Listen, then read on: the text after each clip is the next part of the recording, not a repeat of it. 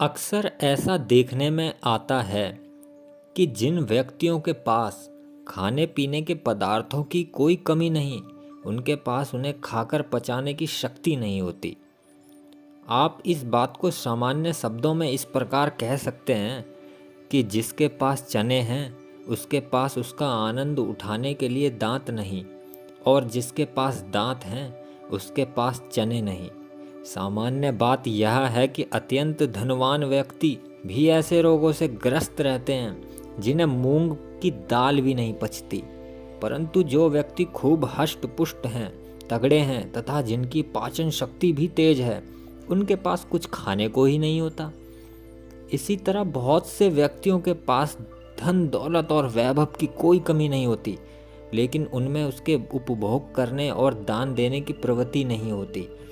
ये बातें जिन व्यक्तियों में समान रूप से मिलती है, आचार्य चाणक्य उसे उनके पूर्व जन्मों के तप का फल मानते हैं। सामने रहकर मीठी मीठी बातें करने वाले और पीठ पीछे काम बिगाड़ने अथवा निंदा करने वाले व्यक्ति से संबंध नहीं रखना चाहिए।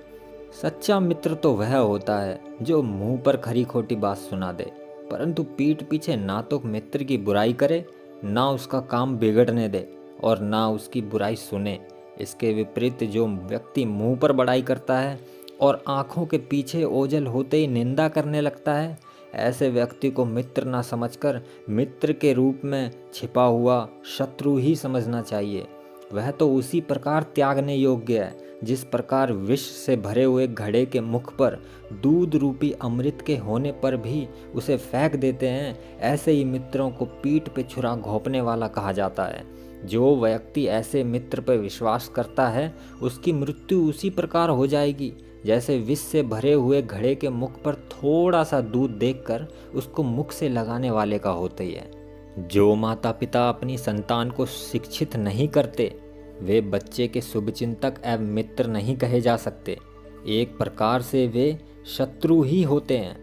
यदि वह शिक्षित पुत्र विद्वानों की किसी सभा में जाएगा तो जिस प्रकार रूप रंग में एक जैसा होने पर भी बगुला हंसों के झुंड में अच्छा नहीं लगता, उसी तरह वह भी शोभाहीन ही प्रतीत होगा। आचार्य चाणक्य की इस बात से यह स्पष्ट है कि केवल धन नहीं, अपितु शिक्षा व्यक्ति को आदर के योग्य बनाती है। शिक्षा ही मनुष्य को समाज में प्रतिष्ठा मान सम्मान दिलाती है। अतः माता पिता का कर्तव्य है कि वे बालक को शिक्षित करें और उसकी कोशिश और उसका प्रयत्न निरंतर करते रहें। ऐसा ना करने वाले माता पिता को संतान का शत्रु ही कहा जाएगा। और आचार्य चाणक्य कहते हैं कि मनुष्य के समान दो पैर वाला होने पर भी मूर्ख व्यक्ति पशु के समान ही होता है, क्योंकि जिस प्रकार पशु बुद्धिहीन होता है, उसे उचित अनुचित का ज्ञान नहीं होता, सही गलत का ज्ञान नहीं होता, उसी प्रकार उसी तरह मूर्ख को कहने योग्य और ना करने कहने योग्य का कुछ भी ज्ञान नहीं होता। अतः मूर्ख का साथ कभी नहीं करना चाहिए। जिस प्रकार पाँव में धंसा कांटा दिखाई ना देने पर भी भीतर ही भीतर दुख पहुंचाता है, उसी प्रकार मूर्ख व्यक्ति अपनी गंदी वाणी, गंदी भाषा बोल के, गाली गलौज करके लोगों को दुखी और परेशान करता है।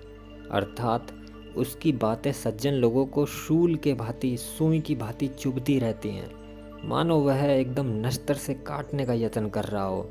इसलिए मूर्ख को त्याग दें, उसका साथ त्याग दें, परित्याग करना ही उचित है। आचार्य चाणक्य कहते हैं कि परिश्रम करने वाले व्यक्ति के यहाँ दरिद्रता नहीं रहती, अर्थात वह सदैव हमेशा सुखी संपन्न रहता है।